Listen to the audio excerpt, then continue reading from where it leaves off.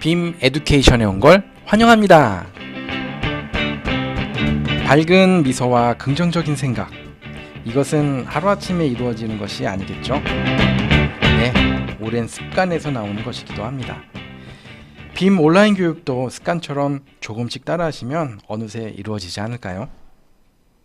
여전히 힘찬 하루 보내고 계시죠? 안녕하세요. 기술지원본부 김지산 부장입니다. 이번 회차는 BIM에 대해 국가 차원에서 이루어지고 있는 정책과 해외 동향에 대해 함께 공부하도록 하겠습니다. BIM, 사실 민간에서 자발적으로 활용하여 이익을 창출한다면 제일 이상적이겠지만 건설업의 특성상 제조업과 달리 변화와 혁신에 대한 진행이 많이 더딘 것이 사실이죠. 그래서 국가 전략을 통해 빔을 활성화하도록 우리나라를 비롯하여 많은 국가에서 공공건축물에 우선적으로 사용하고 진행하고 있습니다. 그러면 이러한 분위기를 형성하는 정책에 대해 차근차근 알아보도록 할까요? 국가 공간 정보에 관한 법률 들어보셨나요? 매 5년마다 수립되는 이 법령은 공간 빅데이터 기반 플랫폼, 공간정보 융복합 등 이러한 정책을 통해 기존의 유비쿼터스, UCT에서 더 나아간 스마트 시티, 그리고 기존의 GIS 기반 공간 정보에서 결국은 이 BIM이 추출되는 그러한 뼈대를 갖고 있습니다. 올해 미국 라스베이거스에서 열린 CES 세계 최대 국제 전자제품 박람회죠. 여기에서 다루고 있는 핵심 주제가 바로 이 스마트 시티였습니다. 국가적으로 지금 스마트 시티에 대해서 많은 언급이 있는데요. 이 스마트 시티에 대해서 그럼 더 알아보도록 하겠습니다. BIM의 활용 고도화를 가능케 하는 이 스마트 시티는 이 국토교통부에서 2016년 8월 9대 국가전략 프로젝트의 하나로 2009년부터 시작된 UCT 사업을 첨단 정보통신 ICT와 연계한 핵심 기술을 통해 도시화 문제 심화로 인한 물리적인 도시 인프라 확충 대신 효율적인 인프라 활용 방식의 접근 개념입니다. 4차 산업혁명에 대응하는 그런 정책이라고 할 수 있는데요. 특히나 그 산업통상자원부에서는 스마트 시티 중요 기술 중 하나인 지능형 전력막, 스마트 그리드라고 하는데요.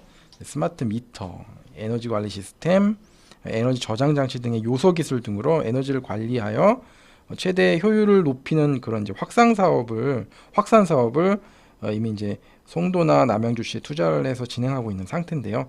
더 나아가 공기업 사업지 2곳을 선정하여 국가 시범 도시 조성 중에 있습니다. 지금 보시게 되는 세종시 5-1 생활권, 그리고 부산 에코 델타 시티가 바로 그곳인데요. 이 두 도시들은 앞서 말한 스마트 그리드를 통해 제로 에너지의 지속 가능한 도시를 실현하게 될 것입니다. 많이 또 들어보셨죠? 자율주행, 그 다음에 3차원 공간정보 시스템 등 스마트 인프라 영역과 그 다음에 혹시 들어보셨나요? 스마트팜, 그리고 미세먼지 모니터링 등 재난 대응 AI 시스템을 도입하게 될 것입니다. 특히 LH에서는 드론, 그 다음에 BIM, 그 다음에 건설 자동화 시스템 등의 사업을 집중적으로 사용할 예정입니다. 이는 산업 침체와 건설 인력 고령화, 또 안전사고 등에 대한 주요 문제들에 대해서 LH에서 심각하게 인지하게 되었다는 소리고요. 지난해 발표 제6차 건설 기술진흥 기본계획, 여기 2025년까지 건설 현장의 생산성을 40% 향상한다고 되어 있고요. 그 다음에 안전사고 사망자 수를 30% 감소시킨다는 그 국가 정책, 거기에 따라가는 그 정책들이라고 할 수 있습니다. 자, 이 스마트 시티가 활성화되면 보이시죠? 요 수많은 이런 사업 적용 기술들이 따르게 될 텐데요.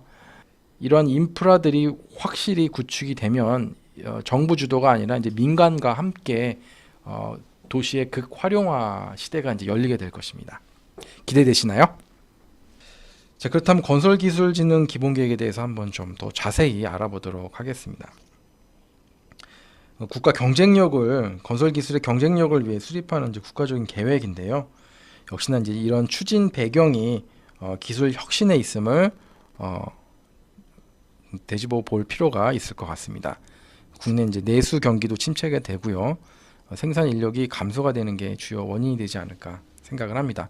벌써 이제 5차 계획이 끝나고 6차 계획이 이제 올해부터 진행하게 돼 있는데요. 스마트라는 말 참 많이 들어가죠. 네. 건설 기술 진흥 기본 계획의 비전이 바로 이 스마트 컨스트럭션입니다. 2025년까지 BIM과 AI를 적용한 건설 자동화 기술 개발에 있다는 것. 네. 굉장히 중요할 것 같죠, BIM. 이러한 BIM은 미국에서는 사실 활발히 활용을 하고 있습니다. 2007년부터 12년까지 통계를 보게 되면은 상당히 많이 이렇게 증가가 되어 있죠. 이러한 것들로 비추어 볼 때 우리 국내 건설도 이러한 BIM과 건설 자동화 시스템을 많이 도입을 하게 된다면 공공 건축물뿐만 아니라 민간 건축에서도 많이 활발히 이용하지 않을까 생각을 하고 있습니다.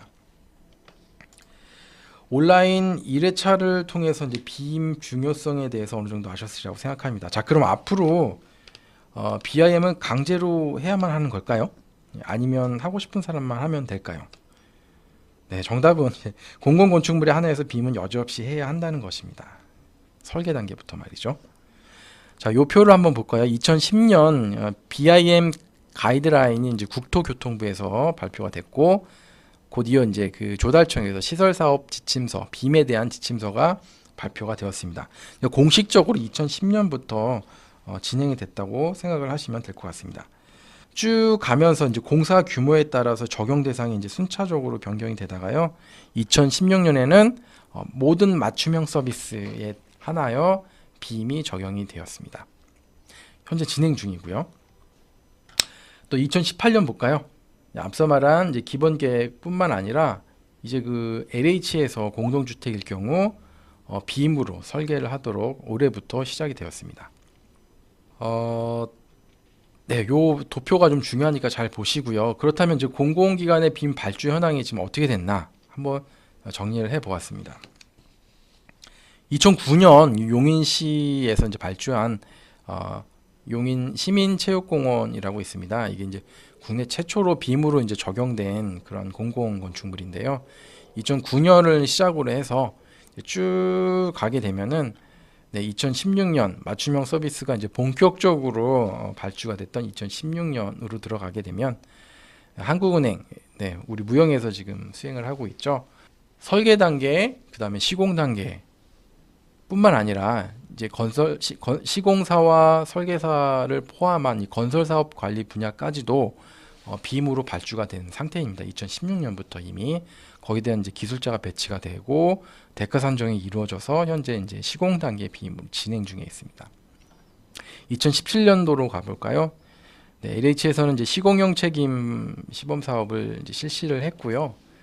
설계부터 시공 모든 단계까지 BIM으로 적용하게 되어 있습니다. 발주 방식이 좀 다르기 때문에 BIM 아니면은 불가능한 그러한 발주 방식들입니다. 2018년 올해만 하더라도 BIM에 대한 커다란 지표가 있습니다. 인천공항공사에서 실시한 그 4단계 건설 정보 용역에서 건설 사업 관리 분야 최초로 BIM 분야가 별도로 띄어져서 관리 용역이 발주가 됐습니다. 훨씬 더 전문성과 그 다음에 많은 멤버스를 투입해서 BIM을 제대로 하겠다는 그런 발주처의 의지가 되겠죠. 자, 아까 말씀드린 LH의 그 공동주택에 관한 BIM 2020 로드맵입니다. 당장 18년부터 20년까지 신규 발주 거의 100% BIM으로 발주를 하겠다고 이렇게 보도자료가 나와 있네요. 참고해서 보시면 되겠고요. 자, 그 다음에는 국가주도 해외 BIM은 어떻게 되어 있나에 대해서 한번 공부를 해 보도록 하겠습니다. 이미 그 북유럽에서는 일찌감치 빔에 대한 지침들과 공공기관 의무화가 시작되었는데요. 민간 위주로 빔 시장이 형성된 미국 역시 도입 시기가 상당히 빠른 편입니다. 국가별 빔 도입 로드맵을 한번 보시죠. 네, 국가별로 이렇게 쭈르륵 나와 있죠. 로드맵에 의해 움직이고 있는 이런 나라들은 이제 전반적으로 디지털 경쟁력이 상당히 우수한 나라들입니다. 물론 한국이 껴져 있고요. 국가적으로 상당한 지원과 정책이 따르고 있는데요. 그 중동 지역도 대형 프로젝트 같은 데에서는 이제 입찰서에 빔을 요구하고 있는 상태입니다. 네, 여기 미국, 그다음에 여기 이제 유럽과 북유럽 쪽, 그다음에 이제 중국도 있고 일본과 한국 포함해서 싱가포르도 있고요. 네, 이렇게 한눈에 좀 보이시죠? 여기 이제 그 중동에 대한 여러 프로젝트를 이제 보시면 여기 맨 앞에 있는 이제 그 카타르 국립박물관이 좀 있고요. 여기 이제 빔 그 PXP라고 이제 그 요구서와 수행 계획서들이 이제 다 빔으로 작성하게 되어 있고요. 그다음에 이제 쿠웨이트의 그 내셔널 뱅크 프로젝트 또한 빔으로 진행됐습니다. 사실 그 굉장히 오래됐습니다. 준공이 다 됐고요. 그다음에 그 싱가포르도 상당히 빔으로 지금 거의 빔으로 진행하고 있는 나라들 중에 하나인데요. 싱가포르의 그 오피오로코 프로젝트 같은 경우 보시면 빔으로 발주가 되었음을 확인하실 수 있습니다. 자, 그다음에 매크로우 힐이라는 이제 그 설계사가 있는데요. 미국에 있는 여기에 있는 그 2014년에 발표된 그런 지표 조사를 통해서 국가 주도의 빔이 얼마나 영향을 미치는가에 대한 그 발표가 좀 있었습니다. 한번 주목해서 보실 필요가 있는데요. 미국과 영국이 사실 굉장히 대표적인 나라죠. 영국 같은 경우는 그 국가 정책에 의해서 거의 완벽하게 돌아가는 나라라고 할 수가 있습니다. 또한 이제 미국은 민간 주도 물론 국가적으로도 빔이 운영되고 있지만 민간 위주로 시장이 더 높게 형성되어 있습니다. 그렇기 때문에 이런 그 설문조사 결과가 나온 거고요. 어찌되었건 그 정부 정책이든 말든 어쨌든 빔에 대한 그 관심도는 그 상당한 영향력을 끼친다는 것을 알 수가 있습니다. 자, 그 다음에는 마지막으로 우리 시설사업 빔 적용 지침서에 대해서 알아보도록 하겠습니다. 2010년 최초로 발표됐다고 말씀드렸죠. 시설사업 빔 적용 기본 지침서는 이제 지금으로서는 이제 공공물량뿐만 아니라 국내 이제 민간을 포함하여 사실상 모든 국내 발주에 기준이 될 만큼 큰 영향을 끼치고 있는 지침서입니다. 그래서 반드시 아셔야 되고요.